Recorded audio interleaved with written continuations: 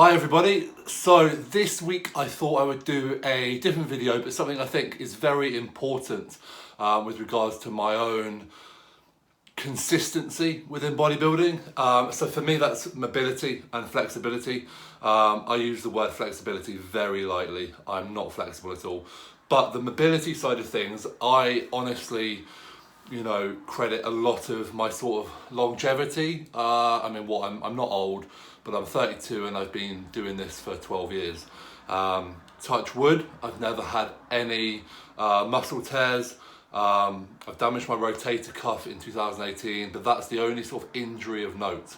And that was a bit of a freak accident with a dumbbell. So from personal experience, I put a lot behind it. I really think it's great. I encourage my clients to do it. And it's something I always kind of emphasize when I speak to people as part of the whole training ethos.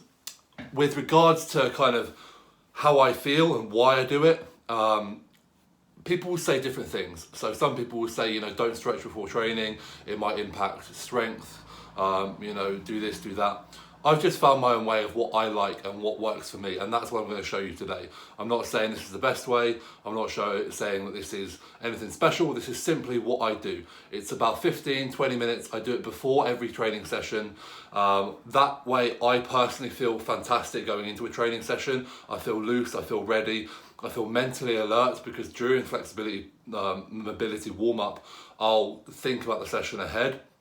So it just sort of primes my body from a physical and a mental standpoint. Does it impact strength? Maybe. Does it matter? No, I'm not a strength athlete, I'm a bodybuilder. I want to make sure that I can train hard and consistently. So if it means that I'm ever so slightly weaker on a movement, that doesn't matter. I'm always going to be at the same level because I'm doing the same exercises and the same ability before every session. So I hope that makes some sense there. But I know it's something that people have come to me in the past and been like, oh, well, I don't think about that because I don't want to get weak. I'm pretty sure that you're not going to feel a huge amount of difference. Personally, all I feel is better for it. So yeah, I'm going to get in. I'm not quite sure how I'm going to video this because it's not a terribly big room and I am a fairly large person. So let's see how it goes. I'll show you the entirety of it, and hopefully it's useful. Like I say, it's something I really believe in. I think is very, very important and quite often neglected with bodybuilders. So check it out, see what you think, comment, subscribe, and yeah, thank you very much for supporting as ever. Okay, I'll try not to repeat too much of what I've already said, but just to talk through this whole video really, I always like to give a bit of commentary and a reasoning for it. Now, one thing I don't think I said is that I always do my mobility work before training simply because it allows me a consistent time to do that. A lot of people struggle to structure it into their day, and for me, that makes a lot of sense. It's somewhere I could commit to time-wise. From the stretches, as you see, I've just been in this squat position, moving around, different variations of it, kind of moving my body. On this, I'm spending the main kind of focus is opening the hips and opening the lower back and quads. And then I move on to a more quad specific stretch.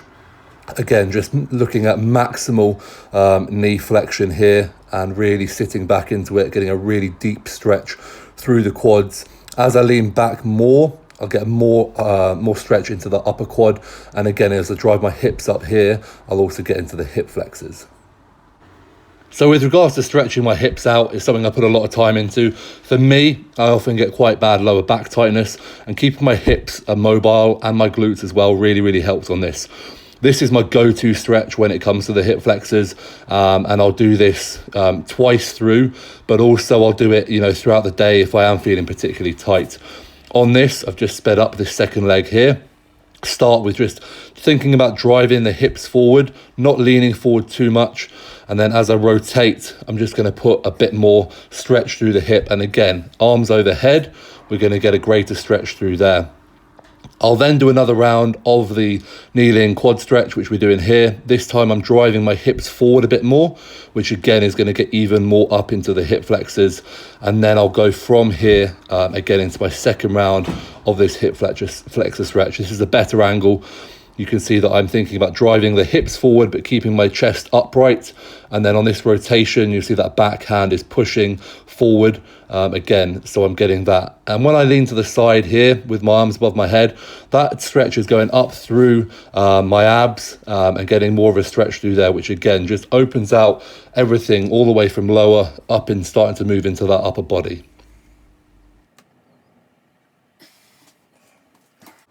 And once I've done those stretches, I then go into, again, another squat variation. So a wider stance here. I'm really putting pressure on the inside of my knees, pushing my knees out, opening out through my adductors and getting a nice stretch through there. Again, sitting down nice and deep and just getting into that position and loosening everything off through there. Moving on to just a classic hamstring stretch here, using the seat of my bike very conveniently. It's a good height for me.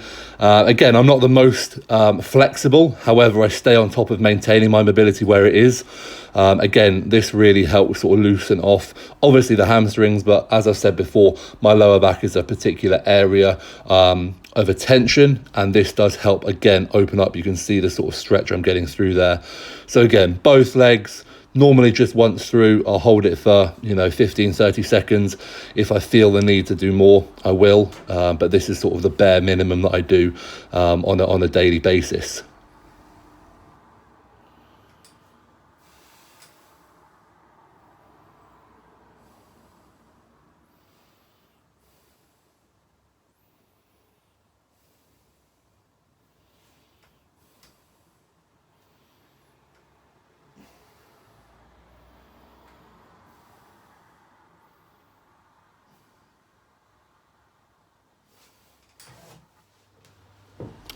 So this is a stretch I do to open out my glutes. Now you'll have to excuse me, this probably doesn't look like how it should, but being 310 pounds, some of these stretches won't look like the average person.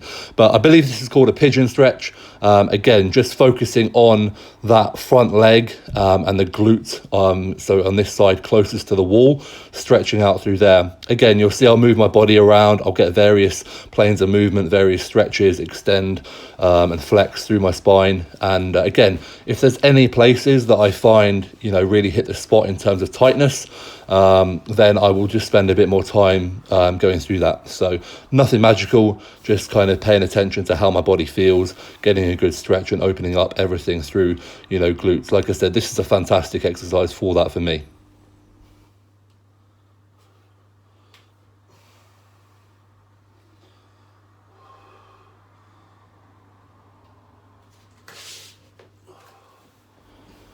Again, another glute stretch here, very, very similar to the last one. I don't know if it's a kind of advanced form or if it's even a regression, but I know this for me feels, again, really, really great stretch through that glute. Again, not probably the most elegant doing this, and I'm not sure the angle's the best. I have to go into my kitchen while I'm on lockdown and don't have access to a gym, just because the countertop there is at a good level. But again, I'll just kind of go through various stretches in terms of body position. This is just from another angle. So again, focusing on keeping that leg that's on the counter at a right angle, and then just kind of stretching through there, leaning forward, leaning to the side, and finding any points that need particular attention.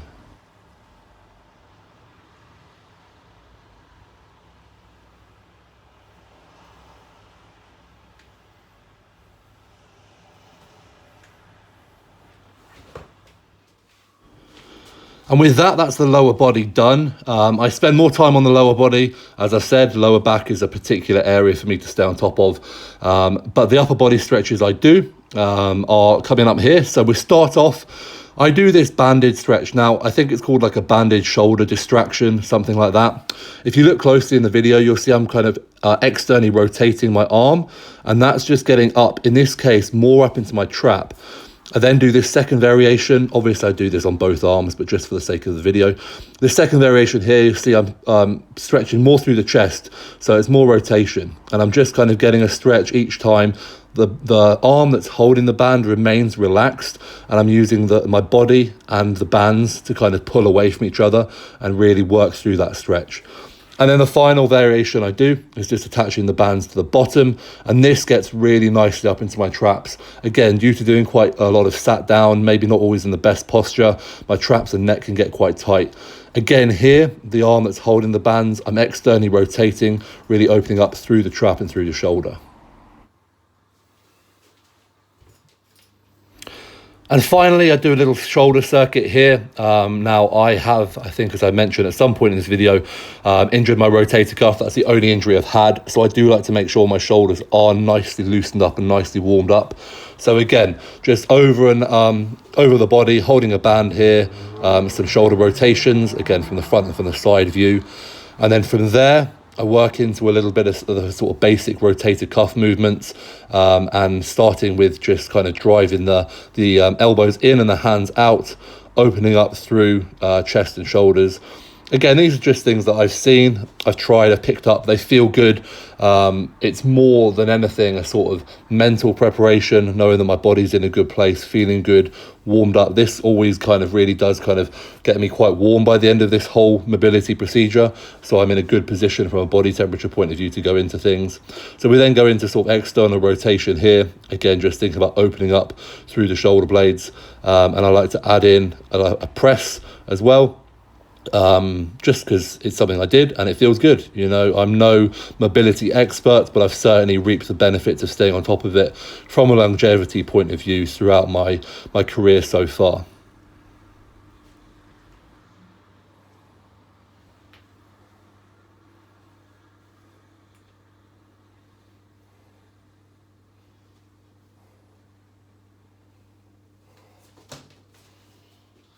Cool, so that is the extent of my mobility work. Like I said, that takes me sort of 15, 20 minutes maybe before a session. So perfect time frame for me.